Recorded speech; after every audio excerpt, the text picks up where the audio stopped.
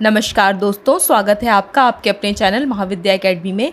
जैसा कि आप लोगों को पता है कि आपका यूजीसी नेट का जो एग्ज़ाम है वो 16 जुलाई को होना प्रस्तावित है। उसके लिए हम जो आपका समाजशास्त्र सब्जेक्ट है यानी कि आपका जो सोशियोलॉजी सब्जेक्ट है उसके लिए आपके हम प्रीवियस ईयर पेपर्स देखने वाले हैं। ठीक है, देखिए किसी भी एग्ज़ाम को निकालने के लिए जो सबसे ज़्यादा ज़रूरी चीज़ होती है कि सबसे पहले तो आपको उसका सिलेबस अच्छे से पता होना चाहिए, और जो दूसरी सबसे इम्पॉर्टेंट चीज़ है वो है कि आपने उस एग्ज़ाम के जो प्रीवियस ईयर पेपर है यानी कि जो पहले के आए हुए पेपर्स हैं उनको सॉल्व किया है कि नहीं। देखिए क्योंकि अगर आप पिछले कम से कम 5 या 6 साल के पेपर सॉल्व कर लेते हैं ना, तो आपका जो आने वाला पेपर है वो आपका लगभग 50% तो उसी से आता है। सीधे सीधे वो क्वेश्चन रिपीट नहीं होते हैं, लेकिन जो उनका एक्सप्लेनेशन है, जो उनमें बताई गई चीज़ें हैं, ठीक है, अगर आप एक क्वेश्चन को पूरा 360 डिग्री एनालिसिस करके सॉल्व कर लेते हैं तो आप कम से कम पिछले 5 साल के पेपर से अपने आने वाले पेपर का 50 से 60% जो पेपर है वो करने के लिए काबिल हो जाते हैं। ठीक है, तो देखिए हम आपका जो एनटीए का यूजीसी नेट का पेपर है समाजशास्त्र के लिए, उसका हम आज से पेपर स्टार्ट करेंगे। ठीक है, देखिए ये हम स्टार्ट करेंगे आपका 2018 के पेपर से, क्योंकि इसके पहले जो सिलेबस है वो आपका दूसरा था। वो इस 2018 में आपका सिलेबस चेंज हुआ था। 2018 के पहले आपके 3 पेपर होते थे नेट में। एक जो आपका पेपर 1 होता है, ठीक है, जो कॉमन होता है सबके लिए टीचिंग वाला, वो आपका, और एक जो आपका सब्जेक्ट होता है, सब्जेक्ट के आपके 2 पेपर होते थे, फर्स्ट और मतलब सेकंड और थर्ड। फिर 2018 से आपका सिलेबस चेंज हो गया था और फिर आपके 2 ही पेपर होने लगे, एक पहला जो सबके लिए कॉमन होता है और दूसरा वाला आपका जो सब्जेक्ट होता है। ठीक है, चलिए स्टार्ट करते हैं। देखिए ये आपका जुलाई 2018 का पेपर है। हालांकि ये वाला पेपर कैंसिल हो गया था और इसके बाद दोबारा फिर से पेपर हुआ था। देखिए इसमें है, पहला क्वेश्चन है, निम्नलिखित में से किसने यह तर्क दिया कि जो व्यक्ति उपयुक्त नहीं स्थापित हो सके वे आगे बढ़ने के पात्र नहीं है। ये किसने कहा है? तो ये कहा है आपका हर्बर्ट स्पेंसर ने। किसने कहा है? हर्बर्ट स्पेंसर ने। एक्सप्लेनेशन देख लीजिए। देखिए प्रश्नगत तर्क हर्बर्ट स्पेंसर का है। उनके अनुसार सामाजिक संरचना और सामाजिक संस्थानों में भी परिवर्तन की उद्विकासीय प्रवृत्ति होती है। इस संदर्भ में ही उन्होंने योग्यतम की उत्तरजीविता के मुहावरे की रचना की। उन्होंने ही सर्वप्रथम यह इस प्रस्थापित किया कि मानवीय समाजों में भी प्राकृतिक नियमों के सिद्धांतों के अनुसार उद्विकास होता है। जिस प्रकार प्राकृतिक प्रवरण के सिद्धांत के अनुसार कुछ बलिष्ठ जीव बच जाते हैं, वे अपने परिवेश के अनुरूप अपने आप को ढालकर तालमेल बिठाने में सफल रहते हैं। वे समाज जीवित रहते हैं और लंबी अवधि तक ऐसे समाज चलते हैं। इसके विपरीत वे समाज जो अपने परिवेश के अनुरूप अनुकूलन करने या प्रतिस्पर्धा करने में असमर्थ रहते हैं, उनमें असंगतियां उत्पन्न होती हैं और अंततः ये समाज नष्ट हो जाते हैं। देखिए इसमें क्या बताया गया है कि वो कोई भी समाज या कोई भी जीव अगर वो समय और परिस्थिति के अनुसार खुद को बदल लेता है, खुद को ढाल लेता है, तब तो वो बचता है। नहीं तो अगर वो अपने आप को समय और परिस्थिति के अनुसार नहीं बदल पाया, नहीं ढाल गया, तो धीरे धीरे उसका अस्तित्व समाप्त हो जाता है। ठीक है, इसका आंसर क्या था? आंसर था आपका हर्बर्ट स्पेंसर। दूसरा क्वेश्चन देखिए। दूसरा है, किस सामाजिक परिप्रेक्ष्य में कल्पित किया गया है कि अधिकतर मानवीय पारितोषण दूसरे लोगों की क्रियाओं से उपलब्ध होता है? ऑप्शन 1 है आपका प्रतीकात्मक, अंतःक्रियावादी, आदान प्रदान, सोशी या संरचनात्मक। इसका आंसर है आपका बी, आदान प्रदान। ठीक है, देखिए क्वेश्चन एक्सप्लेनेशन देखिए। सामाजिक परिप्रेक्ष्य में कल्पित किया गया है कि अधिकतर मानवीय पारितोषण दूसरे लोगों की क्रियाओं से उत्पन्न होता है, जिसे आदान प्रदान कहते हैं। जिसे क्या कहते हैं? आदान प्रदान। ठीक है, थर्ड क्वेश्चन देखिए। थर्ड है, निम्नलिखित में से कौन सी एक समुदाय की विशिष्टता नहीं है? ठीक है, यानी कि इनमें से कोई 3 विशेषताएं हैं, एक नहीं है। कौन सी नहीं है वो आपको बतानी है। पहला है आपका विशिष्ट स्थान, दूसरा है ऐतिहासिक विरासत, फिर है आपका सामान्य विशेषताओं को साझा करने वाले एक सामाजिक, धार्मिक, व्यावसायिक या अन्य समूह, डी है आपका कई क्षेत्रों में फैले स्थानों के छोटे छोटे खंड। तो देखिए जो कई स्थानों में फैले स्थानों के छोटे छोटे खंड है ना, ये किसी समुदाय की विशिष्टता नहीं है। बाकी ये जो 3 है ABC, ये आपकी समुदाय की विशेषताएं हैं। एक्सप्लेनेशन देखिए। सामाजिक साहित्य में समुदाय शब्द का प्रयोग बहुधा व्यक्तियों के ऐसे समूह सामाजिक साहचर्य के एक ऐसे रूप के लिए किया गया है जिसके सदस्य एक निश्चित भौगोलिक क्षेत्र में रहते हैं और उनमें पारस्परिक एकत्व की भावना यानी कि हम की भावना, अंतर पारस्परिक साझा संस्कृति तथा संगठित क्रियाकलापों की विशेषताएं होती हैं, परंतु कई क्षेत्रों में फैले छोटे छोटे खंड समुदाय की विशेषता नहीं है। ठीक है, नेक्स्ट क्वेश्चन देखिए, क्वेश्चन नंबर 4। क्वेश्चन नंबर 4 है, अधिगत और सहभाजित यानी कि साझा वे सांस्कृतिक उत्पाद हैं जो एक दिए गए समाज में निश्चित प्रकार के व्यवहार का औचित्य ठहराते हैं। क्या कहलाते हैं? आदर्शक, मूल्य, संस्कृति या प्रथा? तो ये कहलाते हैं आपके मूल्य, ऑप्शन बी होगा। ठीक है, एक्सप्लेनेशन देखिए। मूल्य वे सांस्कृतिक अथवा व्यक्तिगत धारणाएं एवं आदर्श हैं जिनके द्वारा वस्तुओं और घटनाओं की एक दूसरे के साथ तुलना की जाती है। ये वे कसौटियां और व्यवहार के पैमाने हैं जिनके आधार पर अच्छे बुरे, वांछित अवांछित, सही गलत, करणीय और अकरणीय का निर्णय किया जाता है। क्वेश्चन नंबर 5, एक सामाजिक प्रतिवेश में यदि लोग अभिग्रहण करते हैं कि उनकी स्वयं की संस्कृति, समूह और व्यवहार दूसरों की तुलना में अधिक श्रेष्ठ हैं तो उसे किस रूप में जाना जाता है?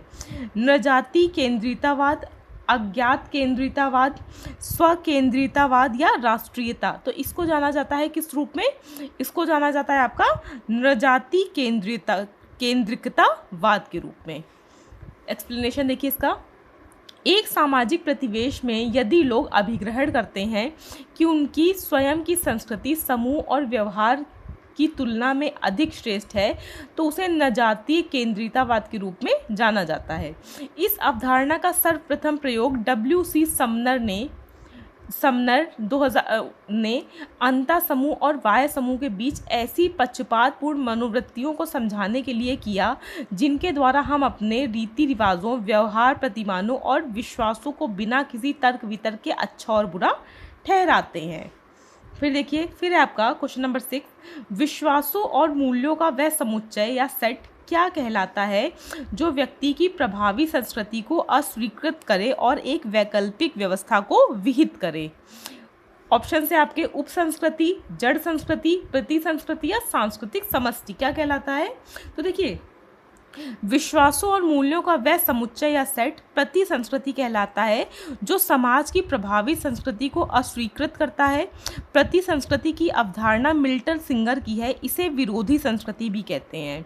जब कोई उप संस्कृति मुख्य संस्कृति को चुनौती देने लगती है, उसका विरोध करने लगती है, तो वही उप संस्कृति अथवा प्रति संस्कृति कही जाती है। जैसे समलैंगिक विवाह, हिप्पी संस्कृति, अघोरी संस्कृति इत्यादि सभी संस्कृति को चुनौती देती है तथा ये प्रति संस्कृति के उदाहरण भी हैं। नोट देख लीजिए, उप संस्कृति को सामाजिक मान्यता प्राप्त होता है जबकि प्रति संस्कृति को सामाजिक मान्यता प्राप्त नहीं होती है। क्वेश्चन आपसे पूछा जा सकता है कि उप संस्कृति में और प्रति संस्कृति में सामाजिक मान्यता किसको प्राप्त होती है। क्वेश्चन नंबर 7 देखिए, एक व्यक्ति एक विद्यालय शिक्षक है, वह उप प्राचार्य है, स्थानीय क्लब का सदस्य है और ग्राम पंचायत का अध्यक्ष है। ये सभी स्थितियां मिलकर उसकी किस परिस्थिति का निर्माण करती हैं?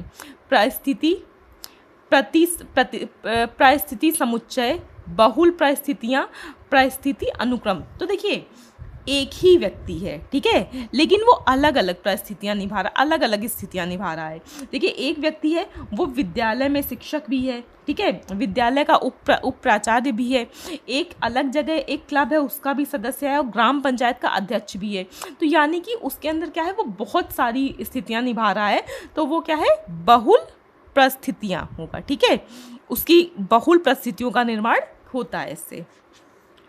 एक्सप्लेनेशन देखिए, बहुल परिस्थिति की अवधारणा रॉल्फ लिंटन ने दिया है। ठीक है, किसने दिया है? रॉल्फ लिंटन ने। व्यक्ति एक साथ कई परिस्थितियां धारण किए होता है जिनमें सम्मिलित रूप से ही लिंटन बहुल परिस्थिति कहते हैं।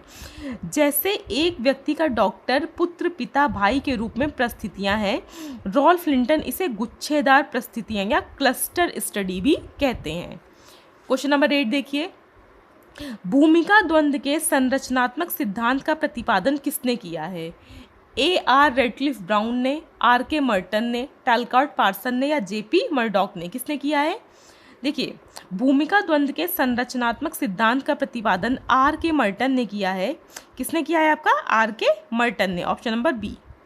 भूमिका द्वंद्व से तात्पर्य दो या दो से अधिक ऐसी भूमिकाओं के बीच असंगतता अथवा विरोधाभास की स्थिति जिनमें संबंध में एक व्यक्ति से किसी विचाराधीन स्थिति में संपादन किए जाने की आशा की जाती है। मर्टन ने समाजशास्त्र में कई भिन्न विषयों का आलोचनात्मक परीक्षण कर अपना योगदान दिया है।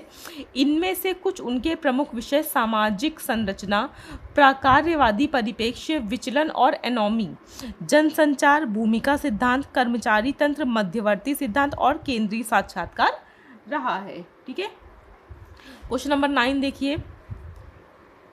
यह किसने माना कि सामाजिक संरचना भूमिकाओं की आंतरिक संरचना के माध्यम से बनती है?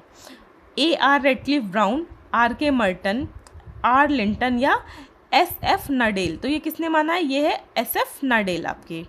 देखिए, ब्रिटिश मानव शास्त्री सिगफ्राइड फ्रेडरिक नडेल, ये इनका पूरा नाम है, ने अपने विशिष्ट संरचनावादी सिद्धांत से मानव शास्त्र और समाजशास्त्र दोनों को प्रभावित किया है। उन्होंने सामाजिक संरचना का विस्तृत विवेचन अपनी पुस्तक the theory of social structure में किया है तथा यह माना कि सामाजिक संरचना भूमिकाओं की आंतरिक संरचना के माध्यम से बनी है। ठीक है, क्वेश्चन नंबर 10 देखिए। क्वेश्चन नंबर 10 है, किसने भूमिकाओं संबंधों के संक्षिप्तीकरण को भूमिका विन्यास में भूमिकाओं को व्यक्त करने के एक तंत्र के रूप में प्रतिपादित किया है? तो ये किसने किया है? ये किया है आपका RK मर्टन ने। ठीक है, देखिए, RK मर्टन ने भूमिकाओं संबंधों के संक्षिप्तीकरण को भूमिका विन्यास में भूमिकाओं को व्यक्त करने के एक तंत्र के रूप में प्रतिपादित किया है। यह एक विशिष्ट सामाजिक परिस्थिति के साथ जुड़ी हुई भूमिकाओं के समुच्चय को भूमिका विन्यास कहते हैं।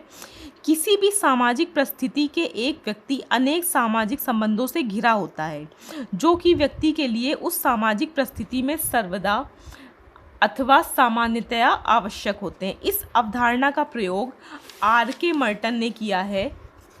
मर्टन के अनुसार भूमिका विन्यास यानी कि भूमिका पुंज से मेरा तात्पर्य भूमिका संबंधों के उस ताने बाने से है जिसमें एक व्यक्ति एक विशिष्ट सामाजिक परिस्थिति को धारण करने के कारण बंधा होता है। ठीक है, देखिए, हर वीडियो में हम 10-10 क्वेश्चन आपके सॉल्व करेंगे। जो आपका नेक्स्ट वीडियो आएगा उसमें हम क्वेश्चन नंबर 11 से स्टार्ट करेंगे। Thank you so much video देखने के लिए। Thank you so much. अच्छा लगा हो तो प्लीज़ लाइक, शेयर और सब्सक्राइब करना मत भूलिएगा। देखिए, आपका जो रिस्पॉन्स है वो डिसाइड करेगा कि ये सीरीज़ आगे चलेगी कि नहीं। ठीक है, थैंक यू सो मच।